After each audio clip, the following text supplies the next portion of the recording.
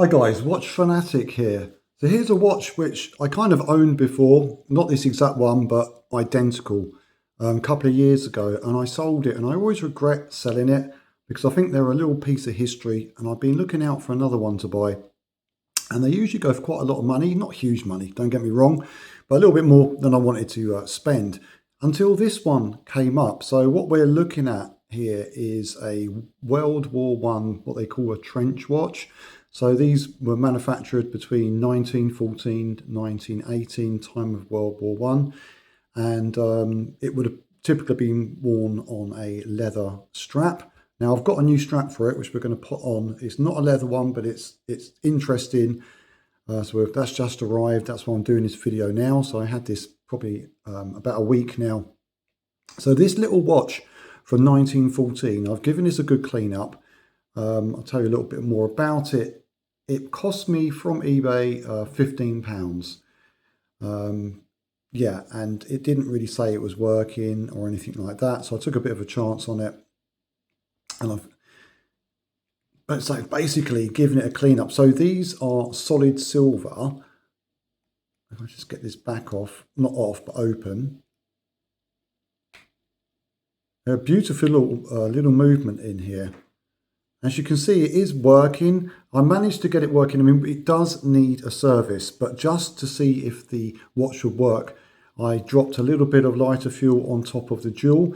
Now, the problem with that is it dries out any oils which are there, but it can free up. It kind of dissolves the dried out oils, but then the movement is kind of running dry. But it is running, and it generally stops after a while. So it's not something I would keep on winding, because you could probably damage the watch if you let it run multiple times. But it's just nice to see that it is working, and if you wanted to, or if someone wanted to, they could get that serviced, and it would be, fantastic. But again, to get a watch serviced, you're probably talking at least £100 just for a basic watch service. So this watch cost me £15. It's not something I'm going to wear. It's something I'm going to keep in my collection. It's just nice to see that it is working, just needs that service. So when you look at this watch, you can just see the absolute beauty of the movement, and it's solid silver. We've got hallmarks on there, 1852. There's different hallmarks. The main one is the silver one. I'm not an expert on the hallmarks, but I did look this up on Gemini, and it told me that it dated it to the 1914, and you've got the solid silver 926, is it? Let me just 925, sorry. A bit of focus. Yeah, you've got on that oval 925, and there's other hallmarks there. The U, I think the U is one they said that gives it the date to 1914, and the other stamp, I believe it's from kind of like Scottish manufacturer or something. Let's go back. So these are quite interesting. Obviously, they're tiny. And to compare this, I've got another watch, a pocket watch, which I bought a few years ago now. It's an Omega.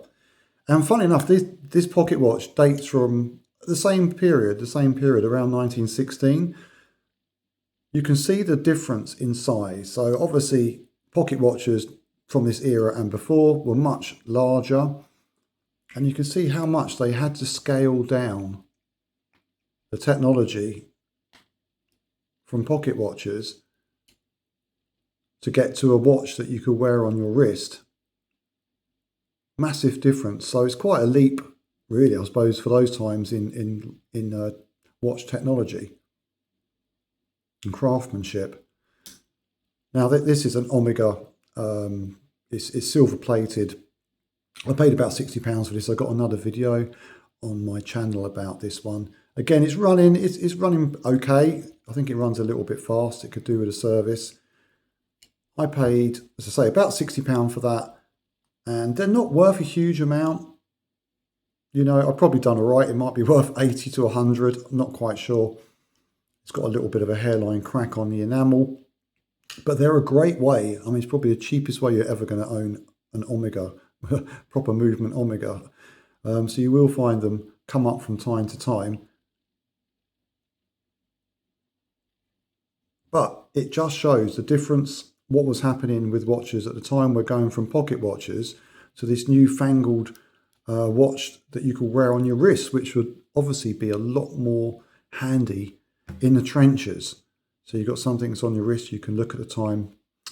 And yeah, that's going to be extremely helpful to you in those circumstances. So these were really well made. I mean, that's why it's still around today, over 100 years later. This watch is still there. It's still working. Yeah, it needs a service, but it's basically working. It winds nicely. It's presenting really nicely. It's another one. These have both got enamel dials. This is another enamel dial. It's got really nice. Let me just close this up. Let's just put a little bit of zoom on. Yeah, it's got these lovely Roman numerals, the red 12 at the top, and little gold dots to mark the minutes on this white enamel dial. This is in very good condition. There is a tiny chip out of one of the edges. I can't quite remember where. So I did clean this. It wasn't particularly dirty, but this front clicks off. So if you can see where I can get my fingernail in there. I won't do it just now, but that comes off with the crystal, which is a plastic. Even back then, it wouldn't have been glass. It's this kind of plastic. And that enabled me to, one, make sure that was nice and clean. And this crystal actually didn't have too many bad scratches on it. So maybe that's been replaced in the past. I believe they were plastic back then. I'm not too sure. I mean, it's 100 years ago. Maybe they were actually glass and now they've all been replaced with plastic. So I'm not sure on that. I probably should have checked that up on Gemini. Maybe someone can tell me in the comments. But my other one that I had, which was identical to this, that was the same. That had a, is it acrylic? I'm not sure what the name of the plastic is that these crystals are made out of. Anyway, yeah, I've given it a little bit of a polish up, but it didn't need too much. It was in really good, clean condition. I didn't have any silver polish on me at the time. So what I did is I Googled how do you clean, what can I use around the house? And white vinegar and baking powder. I haven't got any baking powder, is it? Baking soda. Anyway, I haven't got any of that, but I had some white vinegar. So basically white vinegar, just kind of wipe it on and buff it off and it will come up quite well. I didn't go to town on it, but it's come up a little bit more silver-like, especially on the inside where it had less patina. That's come up really nice. I didn't go too crazy. I don't want it to look like brand new. It's an old watch. I was just trying to take a little bit of darkness off the silver. You've got these solid wire, I believe, solid silver wire lugs. And as you can see, you've got this lovely kind of brass crown with the fluting and this little button beside it. So that button, that's how you change the time because it's locked in. So you can't turn it. That you can wind it such, but to turn the actual hands, you have to put your fingernail on that little button there. It's a little bit fiddly, to be honest. I've cut my nails probably yesterday, so I've not got much of a nail to, there we go. And then you can turn the hands and it'll lock back into position. So yeah, really cool little device, little mechanism there. So let's have a look at, you can see there's a couple of little dents on the back, which you'd expect for over 100-year-old watch. And I think there's quite a few of these around. They were very popular at the time, obviously during the war. And it's kind of quite a new technology. So I guess they were the things to have. And people would have put them in a drawer, and that's what's happened to a lot of these. So they've survived. So hence probably why the price isn't huge on them. But I would imagine £15, it's got to be worth that almost. I'm not quite sure what the scrap silver price is per gram, but it's probably not too far off scrap value with silver, but I've got no intentions of doing that. You'd be glad to hear. I just want to keep this one in my collection because I think they're a lovely little watch. And this, oh, so this is a strap I bought. As I said, really, this would have come on a two-piece leather strap that would have gone through there, folded, and would have probably had like a little press stud or something, you know, kind of like a fold over, I'm not quite sure, or it would have been stitched away, you know, that it would have attached to the lugs. So I haven't done that. I mean, they're pretty expensive, those type of straps, but that on eBay was £2. Now, it's come from China, as you can imagine, and it's just arrived today. So I'm not 100% sure. I was a bit guesstimating on the size. But the thing is, with a nylon NATO style strap, you've got a bit of give in them anyway. Now this is a two-piece. It would probably look better. How does this work? So the buckle goes to the top. We don't want to bulk it out too much. So sometimes there's a way of doing this where it doesn't pass through the middle to bulk it out. But let's just do it the, where are we? The correct way, see what we got. Yeah, I mean, it's definitely a nice snug fit, so I think that's about correct on that.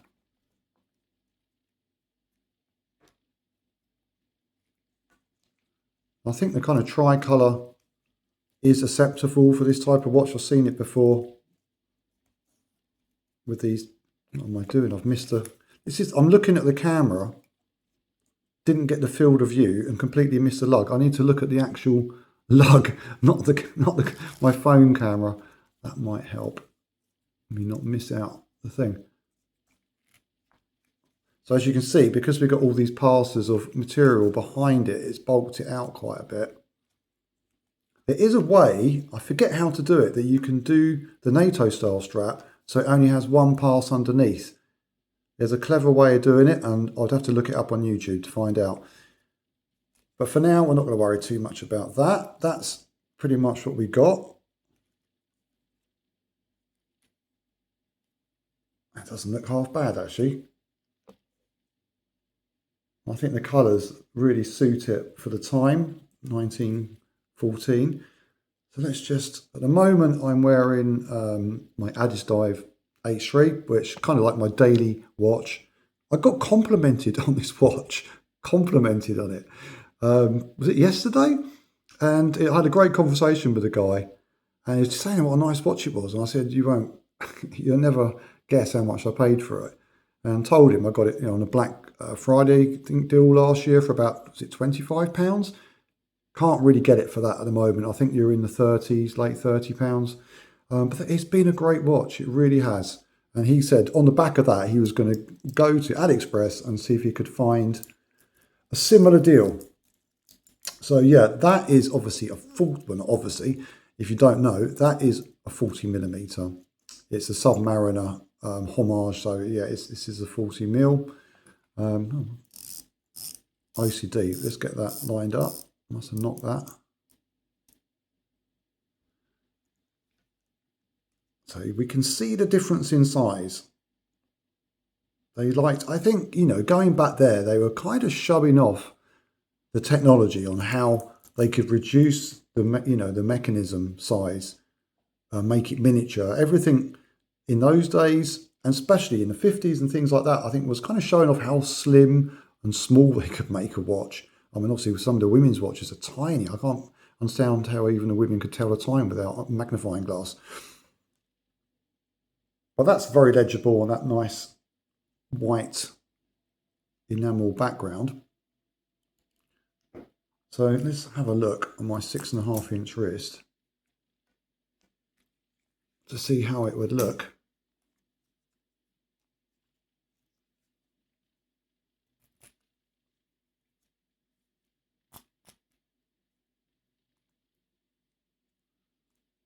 Go back a bit, that was a little bit tight. Straighten it out a little bit. And there you go, we've gone back 100 years. That's what you might have been rocking.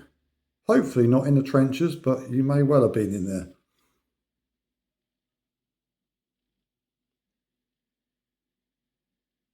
Now, I guess there was a few variations of these trench watches. I mean, this one is quite a pretty one, isn't it? With the white enamel, with these little kind of gold I don't know what the correct name is, for little dots marking the minutes, and the lovely red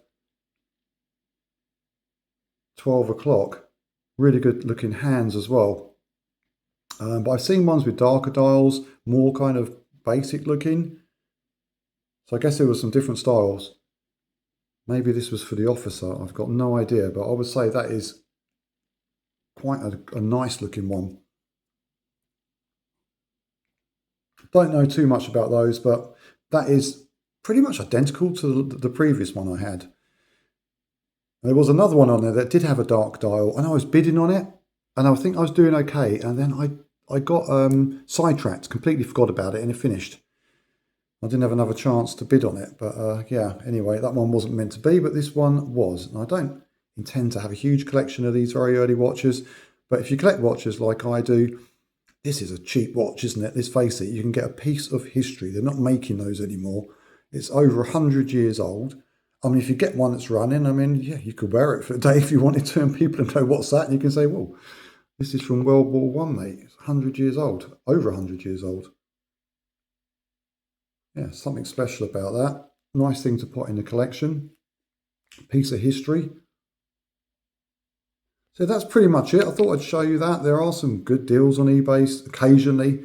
A lot of stuff seems to go for too much money nowadays, but occasionally you will come across something like that. And if you're in the right place at the right time, like I was, I mean, the photos weren't great on the advert, but who knows? Not everyone's chasing these, I guess, but I think I was lucky there because they usually make a bit more money. So I think I'm pretty safe with my £15, I think it was, purchase there. And I think we're about £1.50 for this strap, which is crazy. So we haven't spent a lot of money. I don't think it's ever going to be worth a fortune, but it must be worth, you know, I wouldn't sell it for less than 30, that's for sure. Because it basically runs, it needs a service, but I mean, it's solid silver. So I don't know what the maximum is for them, but I don't think I've done too bad there. Yeah, it's all a bit of fun. Yeah, no, nice piece of history. Anyway, guys, what do you think of that? Yeah, I don't know if it's something I would particularly wear out, but certainly a talking point. Anyway, guys, please like and subscribe if you want to see more watch-related content. Look back over my back catalogue. I've got many videos on lots of different types of watches, most of them very pocket-friendly watches, a lot of them vintage, some of them modern. I mean, there's lots of people doing the very expensive stuff. I kind of try to find the really cracking deals on eBay. You know, I'm often looking, and if I find something I think is a good deal, I'll buy it and I'll put a video out about it. Still waiting for the watch from Harold Balder. So if you haven't been following my channel or you're new to this channel, I'm kind of friends with Harold Balder. I did some memes for him a few years ago. Still do the odd one for him, and met up with him in Canterbury, local place, showed him around there. And anyway, kind of introduced him a little bit into watches, which he doesn't like watches. But he does his market hunts, and he bought a couple of watches now, one in Japan, one for Vietnam, which he sent me, very kindly sent me. And there's videos, if you look back at my content, you'll find the two videos of those two watches. It was a Seiko Chariot from like the 1970s. He bought from Japan, and a Rado Elegance, really beautiful little watch, which he bought from Vietnam. And he purchased another watch, which is a bit dubious, a Seiko Solar. It's like a gold-plated Seiko Solar watch from a market in Guatemala of a slightly dubious guy. So we were not quite sure if this thing is hot or not. But anyway, he's promised to send it to me once he got back to Europe. He's been traveling all in South America. So once he gets back, hopefully he's going to send that to me. And once it arrives, we'll do a video on it. Anyway, guys, look out for that. Take care.